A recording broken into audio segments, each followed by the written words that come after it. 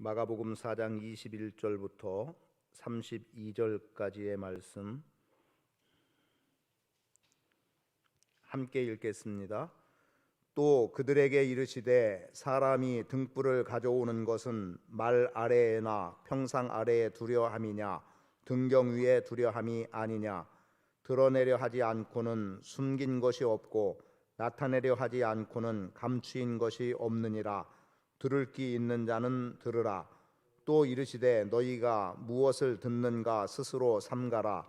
너희의 헤아리는 그 헤아림으로 너희가 헤아림을 받을 것이며 더 받으리니 있는 자는 받을 것이요 없는 자는 그 있는 것까지도 빼앗기리라. 또 이르시되 하나님 나라는 사람이 씨를 땅에 뿌림과 같으니 그가 밤낮 자고 깨고 하는 중에 씨가 나서 자라되 어떻게 그리 되는지를 알지 못하느니라. 땅이 스스로 열매를 맺되 처음에는 싹이요 다음에는 이삭이요 그 다음에는 이삭의 충실한 곡식이라. 열매가 익으면 곧 낫을 대나니 이는 추수 때가 이르렀음이라. 또 이르시되 우리가 하나님의 나라를 어떻게 비교하며 또 무슨 비유로 나타낼까.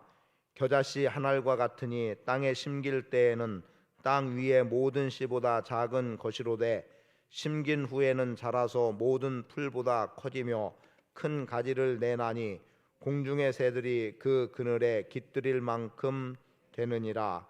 아멘.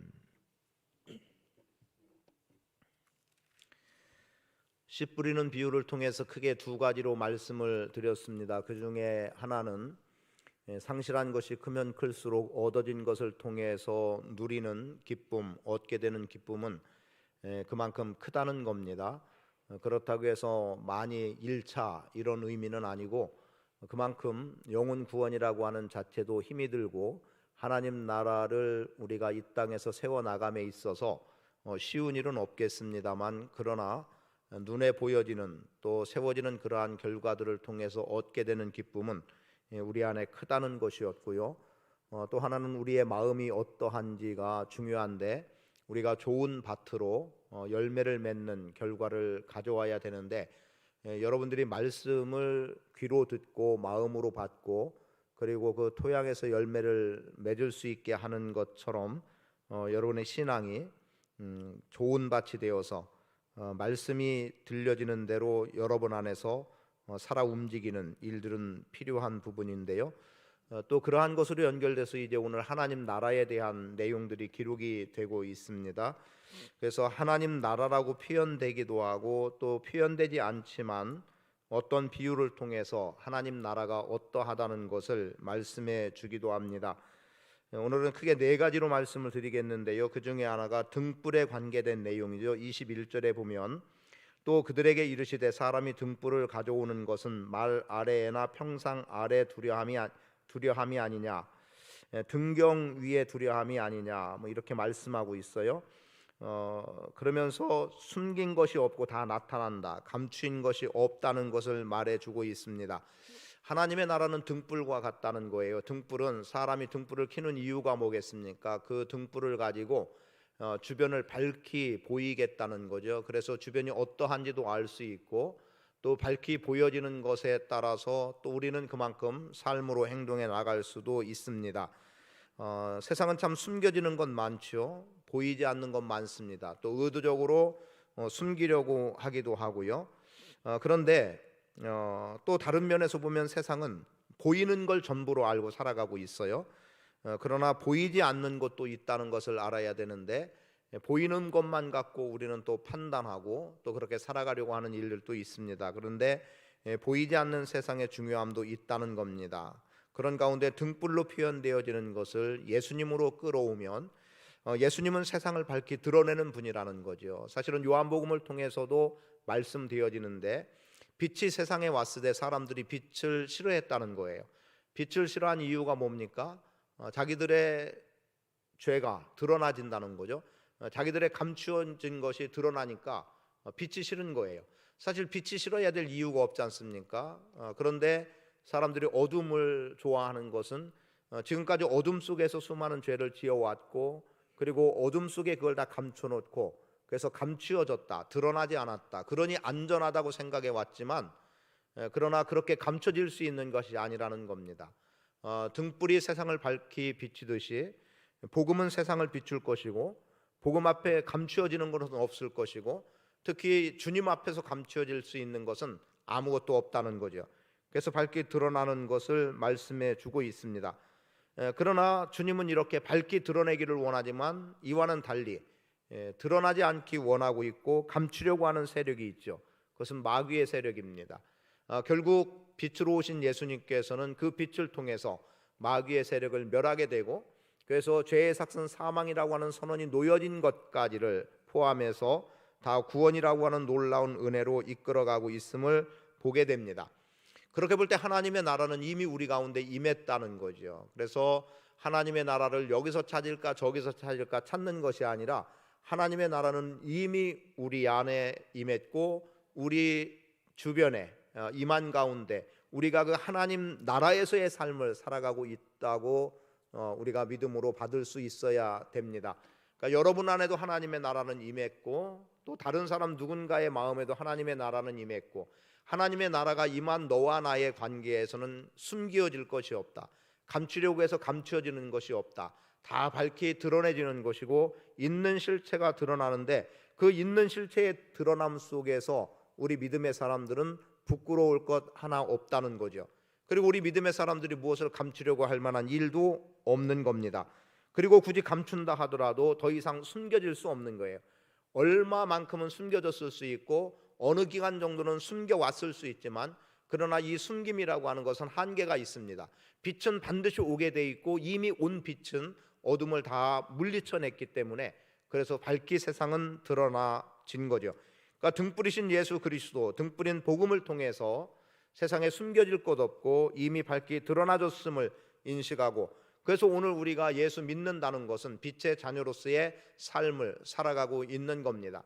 그래서 믿음의 사람들을 통해서 세상은 변화될 수 있다, 세상은 하나님의 나라가 될 수 있고, 또 이미 하나님의 나라가 임했지만 여전히 악의 세력 때문에 드러나지 않은 하나님의 나라는 반드시 드러나게 돼 있음을 말씀해 주고 있는 겁니다.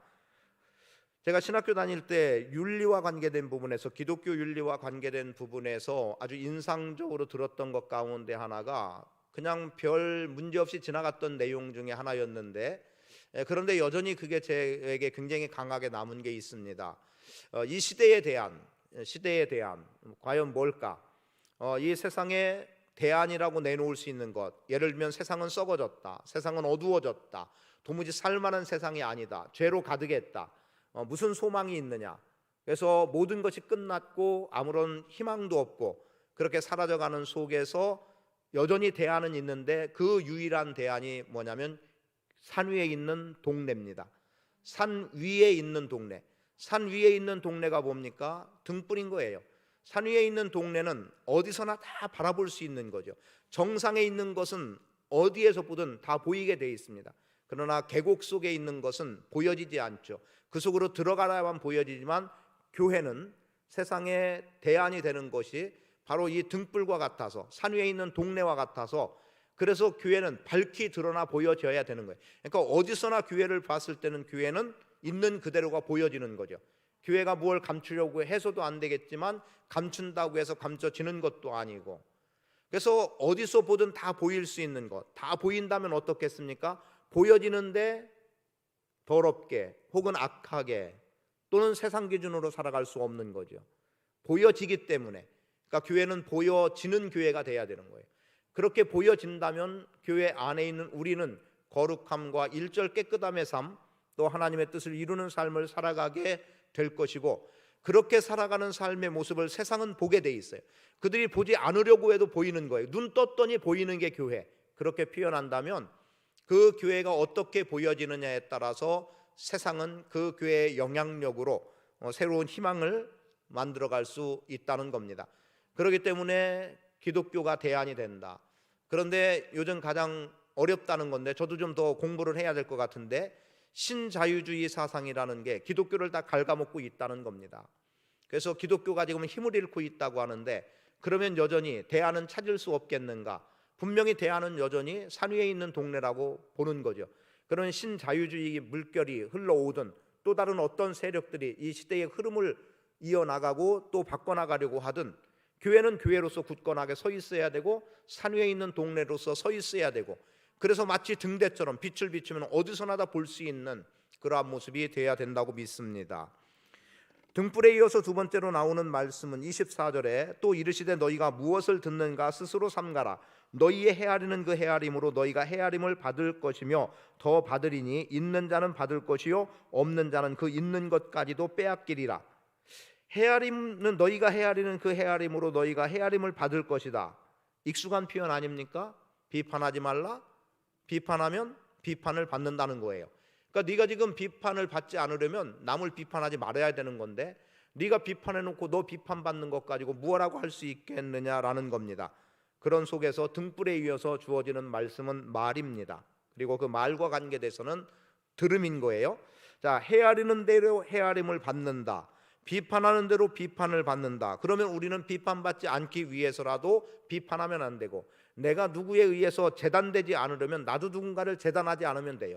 근데 나는 누구에 대해서 이렇다 저렇다 다 내 기준으로 재단해 놓고, 그래서 이런 사람은 못 써, 이 사람하고 사귀면 안 돼, 이 사람은 나하고는 적이야, 이렇게 규정해 놓는다고 하면 나도 누군가에 의해서 똑같이 재단당하게 되고, 저 사람 이러이러해서 못 쓸 사람이고 저 사람은 더 이상 만나서는 안 될 사람이고 이렇게 취급받을 수 있는 거죠. 그런데 지금 그러한 가운데서 표현된 것은 말입니다. 너희가 무엇을 듣는가 스스로 삼가라. 자, 듣는 것, 지금 이 자리로 말하면 저는 말하고 있고 여러분은 듣고 있습니다. 그럼 그대로 이걸 가지고 말하면 여러분이 듣는 자리에서 들으면서 어떻게 해요? 저 목사가 설교를 제대로 하고나 있는 거야? 아니면 저걸 설교라고 하고 있어? 저거 뭐 잘못 가르치고 있는 건 아닌가? 막 이래가면서 말씀에 대해서 재단을 해 놓는다고 생각하면 어떻겠습니까? 그 말이 귀에 들어올 리가 없는 거죠. 귀에 들어와서 재단하는 게 아니라 이미 재단이 되어져서, 그래서 더 이상 하나님의 말씀이 하나님의 말씀으로 들려지지 않는 겁니다. 그런데 어떻습니까? 들으면 은혜가 되는 거예요. 들으면 그 안에서 생명의 역사가 일어나는 겁니다. 그런데 아예 어떤 한 사건 내지는 어떤 계기 때문에라도 이미 닫아놓으면 상대가 아무리 좋은 말을 해도 받아들여지지 않는 거죠. 그렇게 되면 내게 유익이 무엇이겠습니까? 아무런 유익이 없는 거예요. 지금 이 자리에 앉아가지고 저는 말하고 있고 여러분은 듣는다. 그런데 제가 하는 말이 여러분들의 귀에 들려지지도 않고 또 마음에까지 와닿지도 않는다고 하면 지금 이 시간에 저의 하는 말과 듣는 여러분과는 말 그대로 시간만 허비해버리고 마는 거죠. 많은 부분에서 하나님의 말씀이 말씀으로 선포되어져도 이행되지 않으면 그냥 땅에 떨어져 버리는 말씀으로 끝나버리는 일들이 참 많습니다. 그 부분은 이미 우리가 앞에 지난주에 씨 뿌리는 자의 비유를 통해서 다 보게 됐던 내용이에요. 씨를 뿌립니다. 뿌리는 자가 뿌리는데 어떤 씨는 길가밭에 떨어졌다는 거죠. 길가에 떨어진 것은 어떻습니까? 아예 들어본 적도 없는 거죠. 그냥 이미 귀는 닫아버렸어요. 그래서 말씀이 도무지 그 마음밭에 떨어질 수가 없는 상태. 그러면 지금 내용 속에서 스스로 재단해 보니까 어때요? 이거 더 들을 필요가 없는 말, 이렇게 되어버려요. 그러면은 결국은 무엇에게 말씀이 빼앗긴 겁니까? 사단에게 말씀이 빼앗긴 거죠. 새들이 와서 먹어버렸다고 말합니다. 그런데 예수님은 거기에 대해서 해석을 어떻게 했습니까? 15절에 보니까 말씀이 길가에 뿌려졌다는 것은 이들을 가리킴이고 말씀을 들었을 때에 사탄이 즉시 와서 그들에게 뿌려진 말씀을 빼앗는 것이요. 결국 우리가 말씀에 대해서 듣는 말씀을 우리가 헤아리기 시작한다면 결국 그 말씀은 사탄에게 빼앗기는 거예요. 그래서 25절에 있는 자는 받을 것이요 없는 자는 그 있는 것까지도 빼앗기리라고 하는 말씀은 결국은 사탄이 와서 내가 듣는 말씀을 다 뺏어가 버리니까 나에게 남는 것은 아무것도 없는 게 돼버리는 거죠. 그래서 하나님의 말씀을 들을 때는 내가 그것을 어떤 잣대를 가지고 내 기준을 가지고 판단하려고 하지 않아야 되는 거예요. 헤아려서 이건 취사선택하는 게 아니라는 거죠. 물론 전하는 사람의 입장에서는 하나님의 말씀을 진리의 말씀으로 바르게 전해야 되겠고, 그 바르게 전함에 문제가 없다고 한다면 듣는 자들은 설령 내게 듣기 불편한 이야기, 말씀, 특히 죄의 문제를 이야기할 때는 아마도 그 죄와 관련하면 듣기 싫겠죠. 그럼에도 불구하고 그런 것들을 잣대를 들이대지 말고 있는 그대로 받아들이면 그 말씀이 내 속에서, 그러면 내가 어찌해야 합니까? 회개의 기회를 얻을 수 있는 거고요. 그런 속에서 말씀이 잘 들려지면 말씀을 통한 열매는 반드시 얻을 수 있는 겁니다. 말씀 듣지 않으면 사탄에게 빼앗기는 겁니다. 여러분, 은혜, 한 번 받은 은혜 계속 받으면 은혜는 풍성하게 넘쳐나요. 사실 넘치는 은혜지만 과하지 않은 은혜입니다. 과하다고 말할 필요가 없는 게 그 은혜면 족한 거예요. 그런데 자꾸 헤아려 버리고 비판하고 판단하고 정죄하고 하면 더 이상 말씀은 내 안에 받아들여지지 않습니다. 말씀이 더 이상 들어오지 않는 한 어떻습니까? 아무리 좋은 말이 들어와도, 들려줘도 귀를 닫아 버림으로 인해서 그 좋은 말은 내 속에서 역사될 아무런 이유가 없는 거죠. 하나님의 말씀이 능력이라고 하면 능력의 말씀이 그대로 내게 능력으로 나타나야 되는데, 하나님의 말씀에 귀를 닫아 버리면 그 능력은 무능하게 끝나버릴 수 있는 거죠. 그래서 말은 잘 들어야 된다. 여러분, 말씀을 잘 듣기를 바라고 말씀에 대해서 자꾸 판단하고 재단하지 않으면 좋습니다. 물론 그렇게 되도록 말씀을 전할 일도 없어야 되겠지만, 받는 입장에서도 있는 그 들려지는 말씀이 곧 하나님의 말씀이라고 받으면 되는 거예요. 세 번째는 뭘 말합니까? 26절 이하에 보니까 하나님의 나라는 사람이 씨를 땅에 뿌림과 같다라고 하는데, 자, 씨를 뿌리는 자의 비유 속에서 뿌린다는 것은 이미 전제됐어요. 그냥 뿌리는 거예요. 심는 게 아니라 뿌리는 거예요. 뿌리기 때문에 길가에도 떨어지고 돌밭에도 떨어지고 가시덩굴이 날 그런 땅에도 떨어지게 되고 옥토에도 떨어지게 되는 건데, 그런데 27절, 어쩌면 농사 접은 사람은 이게 무슨 맞는 말이야? 라고 할지 모를 말이 있죠. 그가 밤낮 자고 깨고 하는 중에 씨가 나서 자라되, 이렇게 돼요. 자, 그가 밤낮 자고 깨고 하는 중에, 물론 사람이니까 자고 깨야 되는 것 당연하지만 농사하는 사람들이 잠 잘 거 다 자면서 농사합니까?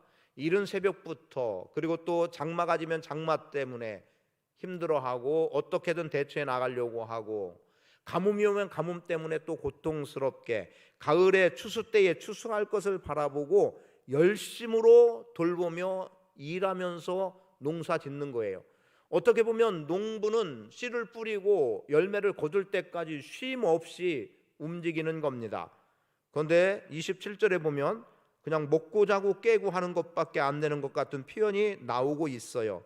그럼 과연 그런 걸까? 우리말 성경으로 번역된 내용을 읽어드려 볼게요. 잘 들어보세요. 성경 26절 보면서 들어보세요. 또 이르시되 하나님 나라는 이런 모습들이다. 어떤 사람이 땅에 씨를 뿌리면 씨는 그 사람이 자고 있든 깨어 있든 밤낮 없이 싹이 트고 자란다. 더 쉬운 이해가 되죠? 맞아요. 씨가 자라게 되는 과정에 농부의 손길이 분명히 들어가서, 물이 없을 때는 물을 공급해 주는 것도 있는 그런 행위 자체가 없음을 말하는 것이 아니라, 그 씨가, 뿌려진 씨가 싹을 내고 자라면서 잎을 내고 줄기를 만들어가고 하면서 열매 맺기까지의 여정은 농부가 근본적으로 그 씨앗이 발화돼서 열매 맺게 되는 데까지의 농부가 할 수 있는, 농부가 미칠 수 있는 건 사실상 없는 거예요. 풀을 매준다든가 하는 이런 그 과정에 농부의 수고는 분명히 따르는 거지만, 내가 잠을 자든 내가 깨어 있든 말 그대로 심어놓고 아무것도 안 해도 사실상 어떤 겁니까? 그 씨는 자라서 싹이 트고 자라나서 곡식으로 열매를 맺게 된다는 겁니다. 무슨 말이냐면 스스로 열매 맺는 하나님의 나라를 말씀하는 거예요. 하나님의 나라는 우리의 수고와 우리의 노력 분명히 있죠. 왜요? 복음은 우리가 뿌려야 되는 거예요. 여러분이 뿌려야 되는 거예요. 복음 전함은 여러분을 통해서 되어지는 거지만, 그 복음, 전해진 복음에 의해서 그 영혼이 구원받고 결실되어지는 것은 하나님 쪽에 달려 있는 거예요. 그러니까 우리는 장마가 와도 뿌려야 되고, 가뭄이 와도 뿌려야 되고, 비바람이 몰아쳐도 뿌려야 되는 것은 우리의 일인 거예요. 그걸 지금 말씀하고 있는 겁니다. 그래서 하나님 나라는 완성되어지는 겁니다. 하나님 나라는 불완전하게 끝나지 않는 거예요. 거기에 우리의 수고라고만 한다면 우리는 뿌리는 겁니다. 뿌리는 거. 그럼 뿌리면 반드시 결실할 때는 오게 돼 있어요. 그래서 29절 보니까 추수 때가 이르렀습니다. 그러니까 다 접어두고 표현하면 농부는 뿌리고 거두는 일을 하면 돼요. 그 과정 속에 일이 없다는 의미는 아니지만 자라서 열매 맺게 하기까지는, 추수 직전까지의 모든 상황은 스스로, 하나님의 나라는 스스로 열매를 맺고 있다. 우리가 잠에 취했다고 생각해 보겠습니다. 잠에 취해서 풀이 나고 그래서 곡식이 도무지 안 될 것 같다 하더라도 그 속에서도 열매가 맺는 것은 맺혀지게 돼 있는 겁니다. 그래서 복음의 씨는 계속해서 뿌려져야 된다. 우리가 뿌리면 하나님의 나라는 완성된다. 그래서 환경에 의해서 지배받지 말고 걱정하지 말고 뿌리라는 거예요. 그러면 반드시 단을 거두게 된다는 겁니다. 마지막으로 하나 더 말씀드리면 겨자씨의 비유를 통해서 말씀되는 것, 우리가 하나님의 나라를 어떻게 비교하며 무슨 비유로 나타낼까? 겨자씨 한 알과 같으니 땅에 심길 때에는 땅 위에 모든 씨보다 작은 것이로되 심긴 후에는 자라서 모든 풀보다 커지며 큰 가지를 내나니 공중의 새들이 그 그늘에 깃들일 만큼 되느니라. 여기서 말씀은 심긴 후에는 자라서 모든 풀보다 커지며입니다. 커지며 하나님의 나라의 확장입니다. 하나님의 나라는 팽창하는 거예요. 확장되는 거예요. 그냥 요만큼으로 머물러 있지 않습니다. 계속해서 폭발적인 힘을 나타내고 있고 하나님 나라는 확장되고 있다. 그 작은 씨, 아니 저 씨에서 뭐 얼마나 게 자랄까라고 생각하겠지만 그 작은 씨에서 얻어지는 결과는 굉장히 크죠.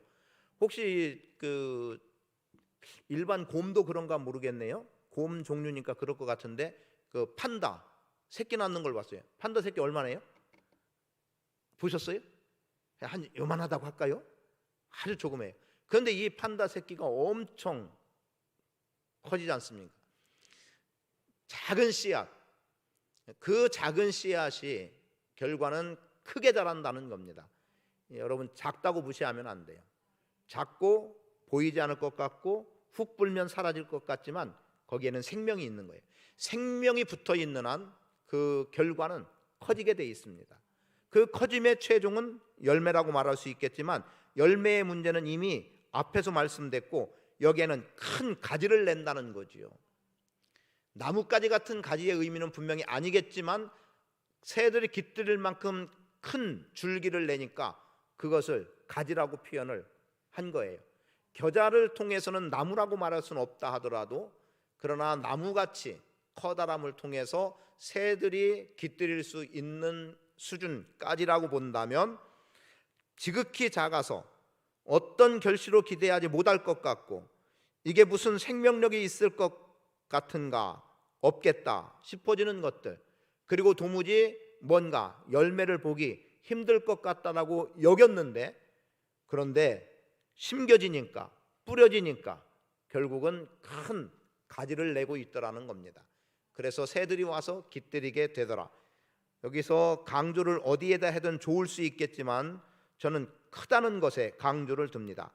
커진다는 거죠. 커짐으로 인해서 누구라도, 그럼 교회는 미약하게 시작해도 창대해지게 되어 있습니다. 사실 교회라고 하는 교회의 구조가 어떻게 보면 개척이라고 표현해 볼까요? 개척에서는 한두 명으로 시작할 수 있고 아니면 그냥 개척하는 목회자 가족들만이 모여서 진행이 될 수도 있어요. 그런데 이것은 점점 커집니다. 세력은 확장되게 돼 있습니다. 생명력이 있으면 창대해지는 겁니다. 지금 약하다고 연약한 채로 무너져 있지 마시고 내가 비록 약해도 주님이 날 붙잡으면 강함이 되는 거예요. 그래서 오늘 우리의 연약함이 연약함이지 않은 이유예요. 예수님은 누구신가? 라고 하는 찬양에 보면 여러 가지로 표현되죠. 우는 자의 위로뿐 아니라 약한 자의 강함 되시는 분입니다. 여러분 미약하다고 여겨지면, 나는 작다고 여겨지면 강하고 크신 하나님이 나와 함께 하시는 것 때문에 오히려 내가 큰 자로 그리고 강한 자로 설 수 있다는 확신을 갖고 살아갈 수 있게 되기를 축복합니다. 그래서 작은 게 아니라 옆에 분에게 말씀하세요. 당신은 작은 게 아닙니다. 하나님의 손길이 함께하기 때문에 가장 큰 자입니다. 가장 큰 자입니다는 그래도 해드려야지. 가장 큰 자입니다. 하나님의 손길이 함께하기 때문에 우리는 가장 작은 자지만 작은 자로 남는 것이 아니라 가장 큰 자가 되어서 내 품에 누구라도 깃들일 수 있는 그러한 풍요로운 삶을 사실이라고 믿습니다. 이게 하나님의 나라의 비밀입니다. 여러분 안에 하나님 나라의 비밀이 있기를 바라고, 마침 오전 말씀에 하나님의 비밀을 맡은 자, 이런 말씀이 이미 고린도전서 4장 1절에서 나왔잖아요. 여러분 하나님의 비밀을 맡은 자로 하나님의 나라를 이 땅에 이루어 나갈 수 있기를 축복합니다.